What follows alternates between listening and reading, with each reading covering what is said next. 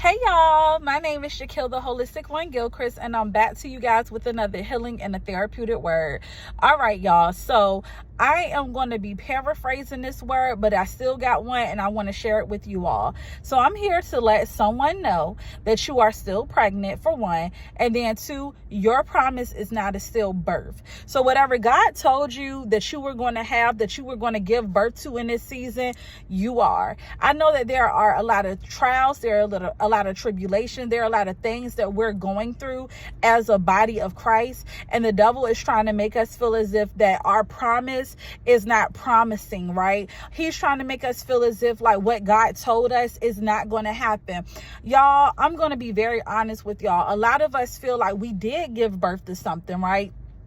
We gave birth to the vision that God put on our heart, that God put on our spirit. We gave birth to what God told us to do, or we're pregnant with it and we're at the tail end of this pregnancy and it feels as if we are having a complicated pregnancy. But what I'm here to let you guys know is that it may feel like that you're giving birth to something that's dead weight. It may feel like you're giving birth to something that's more of a burden than a blessing.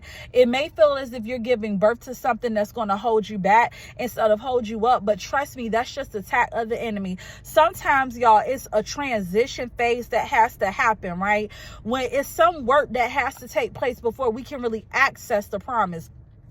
Prime example, when the children of Israel were going to repossess the land that God had promised them they could have, right? The land of Canaan.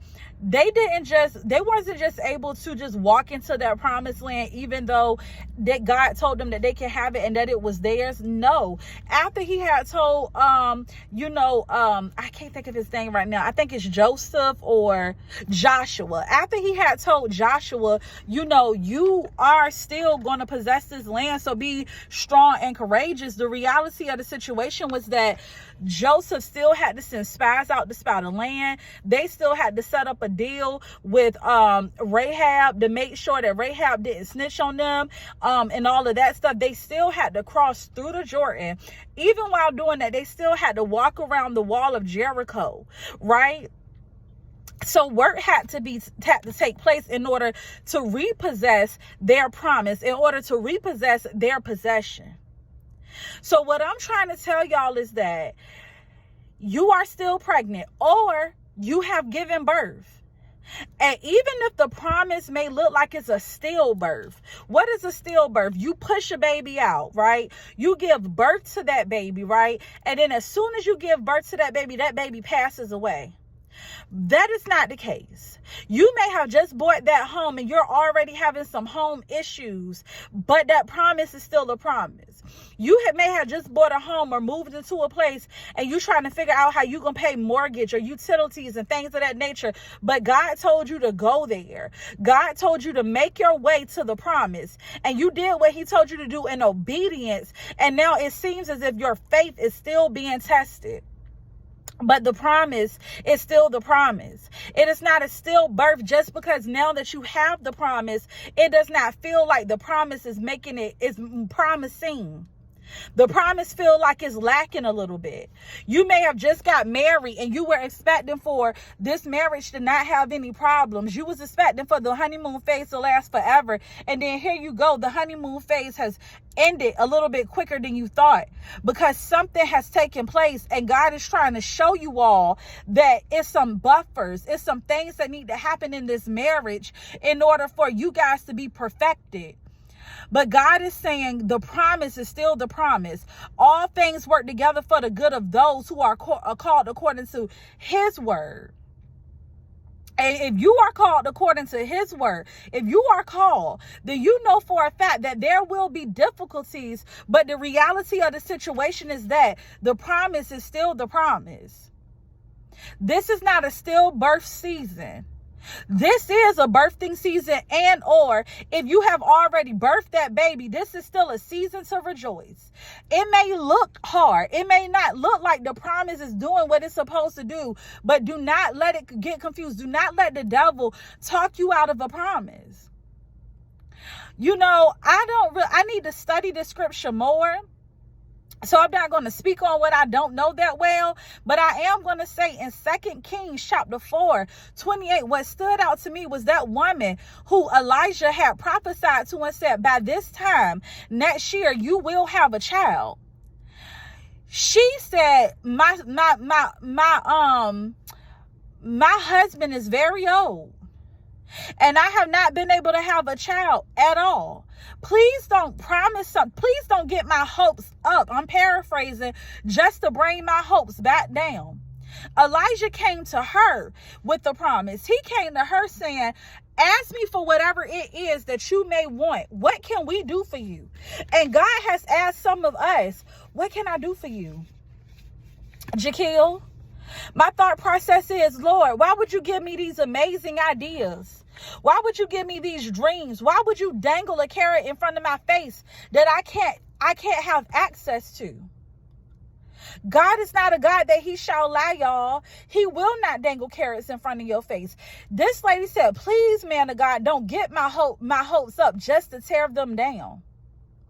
He said, no, ask, what can I do for you? And then Elijah's servant had to tell Elijah she doesn't have a son. Her husband is very old. Elijah boldly stood in this woman's face and said, by this time next year, you will give birth to a child. And that is exactly what happened. She gave birth to the promise. But I have a question for y'all. She gave birth to the promise, right? But then that promise died on her. How many of you all feel like, God, why would you allow me to give birth to this baby? Why would you allow me to give birth to this promise just for it to stillborn on me? Just for it to die on me? But how many of us can have enough faith to know that it may look like troubles, it might look like trials, but that is God trying to access your faith. That is God trying to knock on your faith door, ask you to open it up, and ask him to resurrect the promise again. Are you going to allow your promise to die in your arms? Are you going to have enough faith to say, Lord, I believe that you can resurrect this promise again. I believe that you can resurrect this promise again and again and again until I'm no longer having the marital issues that I was having after I gave birth to what you told me to give birth to. Until this business is not looking like it's about to go bankrupt again. Until my child who's looking like they're going down the wrong direction, they come back to you. Lord, resurrect the promise. Resurrect my finances. Resurrect my mind. Resurrect my health. Resurrect my peace and my joy. Resurrect my kingdom marriage. Because at the end of the day, the promise, I'm sorry, I got excited, y'all, because at the end of the day, the promise is still the promise. Elijah, and I'm paraphrasing, right? Because I need to study this more. And if y'all want more on this word, drop that in the comments below and I can study it. And in about a week or so, I'll release more on 2 Kings, right? But I'm at work, and so I just had to get it out my system for right now. So we'll consider this the preview, right? She did not believe. This lady went to confront Elijah because she said, no, you did not promise me that I could have something, get my hopes down just for this to die. She said, no, unacceptable, not good enough. So she saddled up a donkey and she went to where the man of God was, the prophet of God was. And she said, prophet of God, man of God, why would you promise me that I could have something just for it to die in my arms? And guess what happened? Elijah sent his servant to basically do something. I can't remember exactly what it was. Like I said, I got to study it. But to, in so many words, attempt to resurrect this child. It didn't happen. So Elijah had to come to that woman's home. In the process of him coming to that woman's home, He put his eyes to that child's eyes. I believe his mouth to that child's mouth. I'm paraphrasing. If I'm wrong, y'all, don't eat me apart. I'm just paraphrasing, right? And he performed, something that happened that this child was able to spiritually resurrect again. And I think he did it 7 times. If I'm wrong, correct me. 7 times the number for completion. 7 times the number for perfection. And once that happened, that child was living again. So essentially, what I have a question for you all today is, what needs to take place in order for you to do mouth-to-mouth resuscitation to wake the promise up again? Are you going to just believe that the promise is there and it's going to stay there? Are you really going to believe that the thing that God impregnated you with is a stillborn?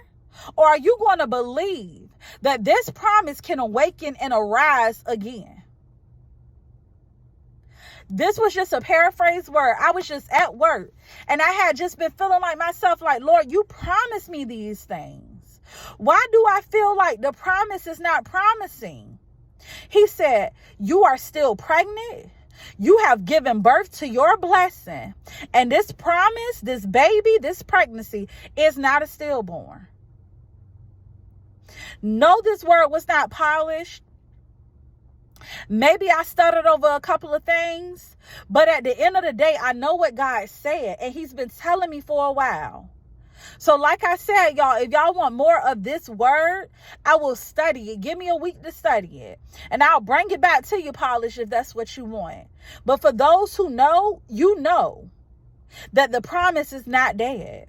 They thought Lazarus was dead, but Jesus resurrected him after the 4th day. That's impossible. After the 4th day, Jesus resurrected him. And guess what? Jesus said, take him out of grave clothes. They thought Jesus was dead. They also thought he wasn't the Messiah until he went down to the pits of hell and he snatched those keys up so that you and I can have life and have it more abundantly. The promise is promising. She thought her child was dead. But Elijah came and he performed face-to-face resuscitation. And the promise was promising. Believe in your heart of heart that if God say you can extract it and you can have it, and he allowed you to give birth to it, you did not go through birth pains. You did not go through contractions. You did not go through postpartum just for the promise to not be promising. And consider this, y'all, that if right now you just delivered a baby and you're going through postpartum, it's because God is trying to catch you up to the blessing. The blessing is bigger than you and you're trying to figure out how to handle it. But the promise is still promising. This is not a stillbirth season. I love y'all. Believe in the promise that God gave y'all. Eyes have not seen, ears have not heard all that is planned for God, for you. All that God has planned for you. Maybe the reason why you're adjusting to the promise and it feels like a stillbirth is because it's bigger than you. So I love y'all, and I need y'all to recognize and understand that the promise is still the promise. This is not a stillbirth season. I'm going to get back to work because I think that lunch break just about up. Y'all have a blessed day and happy healing and selling. Love, the holistic one.